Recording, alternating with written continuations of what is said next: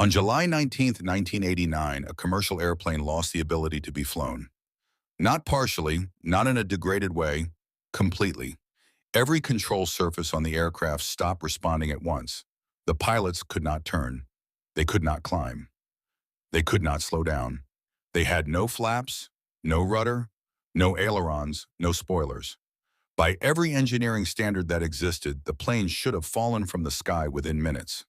There were 296 people on board. More than half of them survived. The aviation engineers who analyzed this crash afterward ran the numbers.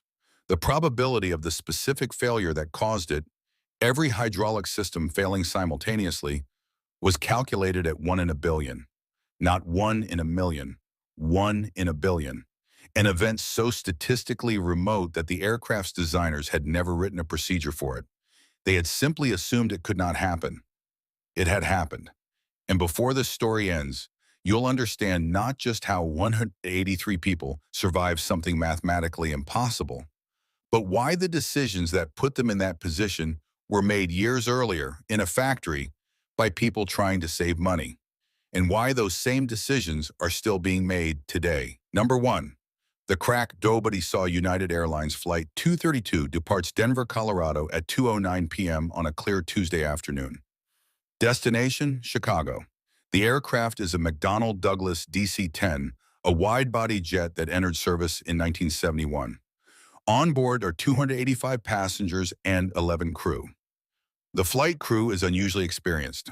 Captain Alfred Haynes has logged over 29,000 flight hours. Co-pilot William Records has over 20,000. Flight engineer Dudley Dvorak rounds out a team that, between them, has more than 60 years of aviation experience. The flight is routine. 45 minutes in, the plane is cruising at 37,000 feet over Iowa on autopilot, completely unremarkable. Then the rear engine explodes. The sound is described by passengers as a cannon blast. The entire aircraft shudders. Flight engineer Dvorak identifies the source immediately. Engine number 2 mounted at the base of the tail fin.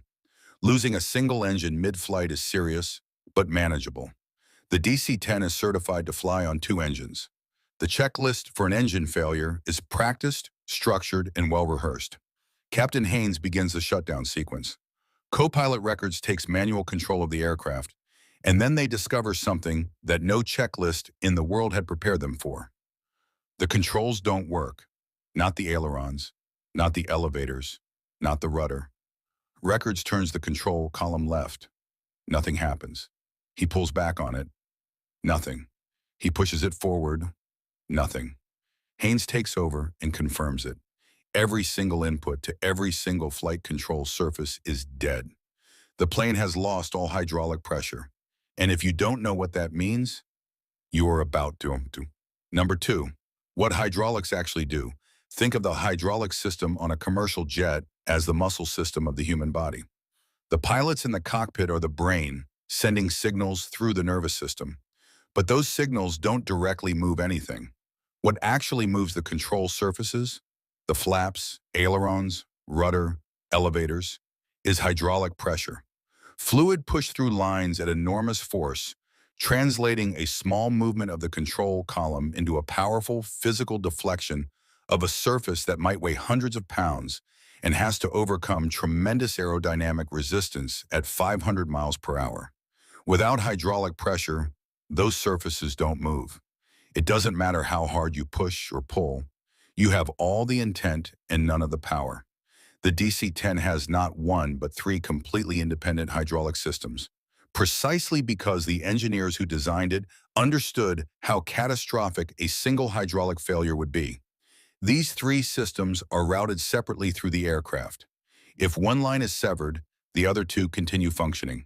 If 2 fail, the third maintains control. The probability of all 3 failing simultaneously was calculated to be 1 in a billion, and so no procedure was ever written for that scenario. No checklist, no protocol, no contingency plan, because it was assumed to be impossible. But the reason all 3 systems failed is the part of this story that should make you furious, because it wasn't an act of God. It wasn't unforeseeable. It was a manufacturing defect that had been present in that engine for years, growing silently with every single flight.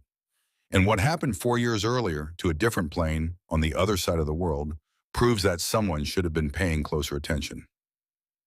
The Japan Airlines precedent, August 12, 1985. Japan Airlines Flight 123 departs Tokyo bound for Osaka. The aircraft is a Boeing 747SR, a special short-range variant designed for Japan's high-density domestic routes. On board, 524 passengers and crew, the largest number ever carried on a single aircraft at that time. The flight should take under an hour. 12 minutes after takeoff, the rear pressure bulkhead, a curved structural wall that seals the pressurized cabin from the unpressurized tail section, catastrophically fails. The explosion that follows lasts less than half a second. In that half second, pressurized air at approximately 8.9 pounds per square inch above ambient tears through the tail section, destroying everything in its path. The vertical stabilizer, the large fin on the tail that gives the aircraft directional control, is ripped completely off the aircraft, and the shrapnel from that explosion severs all 4 hydraulic lines. Just like United 232 4 years later, the crew of Japan Airlines 123 suddenly found themselves flying a plane with no control surfaces and no way to regain them. No rudder, no elevators, no ailerons, nothing. The difference was that JAL-123 was a 747 with 524 people on board. And instead of flying over the flat fields of Iowa, it was flying toward the Japanese Alps. The crew fought for 32 minutes using only engine thrust to steer, increasing power on the right engines to turn left, decreasing it to turn right. In those 32 minutes, they accomplished something extraordinary. They kept the aircraft in the air, made multiple partial turns, and got the plane partially oriented back toward Tokyo. The voice recorder captured the crew's quiet determination. No panic, just calculation and coordination until the very end. The aircraft struck a ridge on Mount Takamagahara at 6:56 p.m. Of the 524 people on board, 520 perished. It remains the deadliest single aircraft accident in aviation history to this day. And the cause? A repair done 7 years earlier, after a tail strike incident, where a maintenance crew at Boeing used 2 splice plates instead of 1 to reconnect the pressure bulkhead. That single deviation from procedure, a shortcut that saved perhaps a few hours of labor, introduced a stress fracture that grew with every pressurization cycle of every subsequent flight, until the bulkhead could no longer hold. Now here is what makes this unforgivable in the context of United Flight 232. The JAL-123 crash happened in August 1985. The investigation was completed and the findings published. The aviation world knew clearly and in documented detail that total hydraulic failure was possible, that there was a scenario where all 3 lines could be severed simultaneously. They knew what it looked like. They knew what caused it. And yet 4 years later, United Flight 232 took off with a fan disc in its tail engine that had been improperly manufactured, containing microscopic voids in the titanium from the original casting process, and had been developing a fatigue crack for over 18 years and 17,000 flight cycles without detection. The crack that nobody caught, the inspection that didn't find it, the system that assumed it couldn't happen, because the engineers had done the math and decided 1 in a billion was close enough to never how the failure actually happened. The DC-10's 3 hydraulic systems are routed independently through most of the aircraft. But near the rear engine, engine number 2, all 3 lines pass through the same confined section of the tail. This was a design compromise. The engineers knew about it. They calculated the odds of a simultaneous failure there and concluded they were negligible. What they hadn't fully accounted for was the energy profile of a catastrophic fan disc failure. When the titanium fan disc in engine 2 finally fractured at 3:16 p.m. over Iowa, it didn't simply stop spinning. It disintegrated at high rotational speed, sending fragments outward at velocities comparable to artillery shrapnel. Those fragments punched through the engine casing and entered the surrounding airframe at precisely the location where all 3 hydraulic lines ran closest together.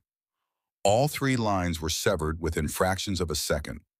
The fluid, roughly 200 liters across all 3 systems, drained from the lines within minutes.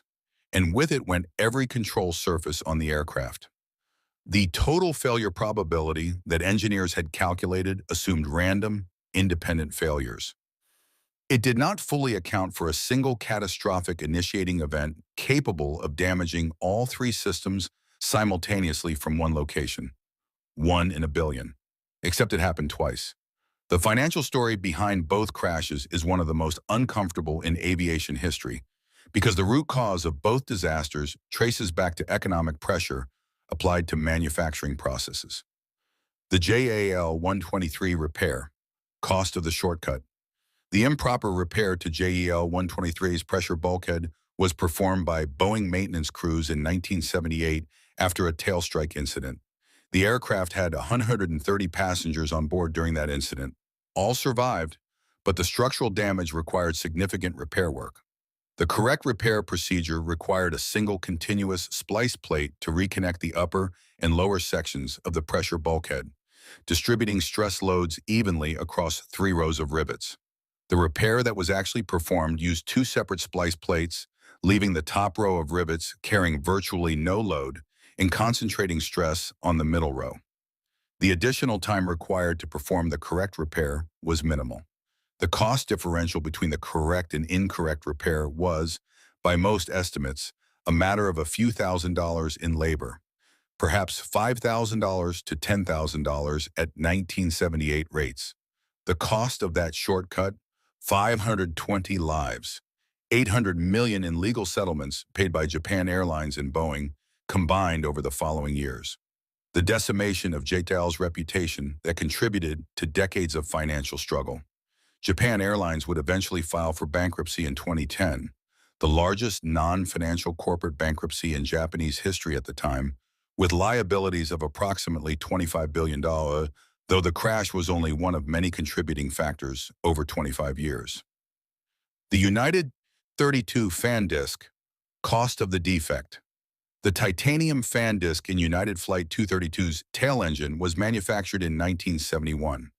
During the casting process, a nitrogen hard alpha inclusion was introduced into the titanium, essentially a pocket of contaminated metal that behaved differently from the surrounding material under stress. This kind of defect was known to the industry. Inspection protocols existed to detect them. The disc was inspected multiple times over its 18-year service life. None of the inspections caught the crack as it grew. The manufacturing cost of the defective disc, approximately $2 million original production cost, a figure consistent with aerospace-grade titanium components of that era. The National Transportation Safety Board found that General Electric, which manufactured the engine, had failed to establish an adequate inspection program that would have detected the crack before it reached critical size. The NTSB also found that the FAA's oversight of that inspection program was insufficient. The legal aftermath. United Airlines and General Electric paid settlements totaling an estimated $150 million to $200 million to the families of the 113 victims. General Electric faced additional costs in redesigning their inspection protocols and retrofitting inspection procedures across their entire CF6 engine fleet, a process estimated to have cost hundreds of millions of dollars across the industry. The broader regulatory response: new FAA requirements for fan disc inspection intervals, new ultrasonic testing protocols, new manufacturing standards for aerospace titanium, cost the aviation industry an estimated $500 million to $1 billion in implementation across all affected aircraft types. The hidden economics of aviation safety. Here is the number that makes this entire story financially coherent. The aviation industry runs on a risk calculation that has a name: the value of a statistical life, or VSL. Regulators use this figure to determine how much money it is economically justified to spend preventing a single fatality. The FAA's current VSL is approximately $13.8 million per life. At that figure, the 520 deaths in the JAL 123 crash represent a social cost of approximately $7.2 billion. The 113 deaths in United 232 represent approximately $1.6 billion. A few $1,000s in repair costs, a few $100,000 in more rigorous manufacturing inspection, against billions in social cost, hundreds of millions in legal liability, and incalculable damage to airline reputations. The economics of aviation safety are not complicated. Cutting corners is always the more expensive choice. It just takes years or decades for the bill to arrive. And the bill always arrives, the aftermath. That rewrote the rules. United Flight 232 didn't just change how one airline operates. It fundamentally restructured how every commercial airline in the world trains its pilots, manages its cockpit, and thinks about catastrophic failure. Before 1989, the prevailing culture in commercial aviation cockpits was hierarchical to the point of danger. The captain was the absolute authority.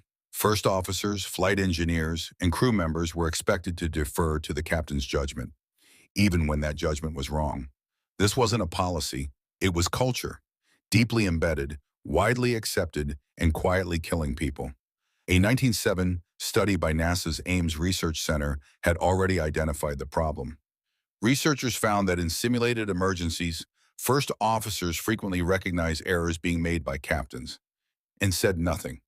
Not because they were cowardly, because the culture told them not to. The result was a series of accidents throughout the 1970s and early 1980s where perfectly functional aircraft were flown into the ground by crews where one person had the right information and the wrong person had the authority. The formal response was a training philosophy called Crew Resource Management, or CRM.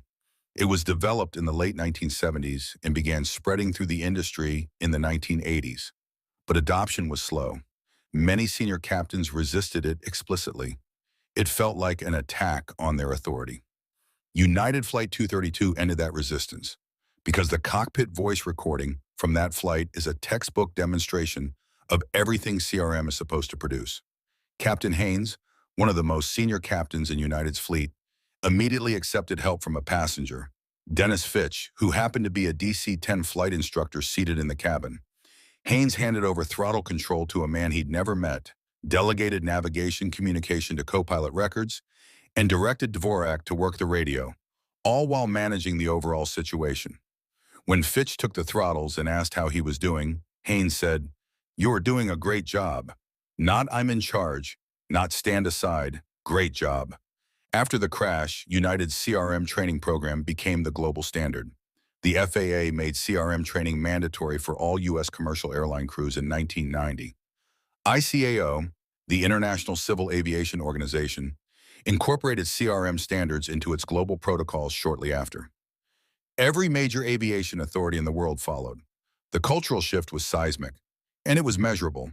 Aviation fatality rates per mile flown dropped dramatically through the 1990s and 2000s.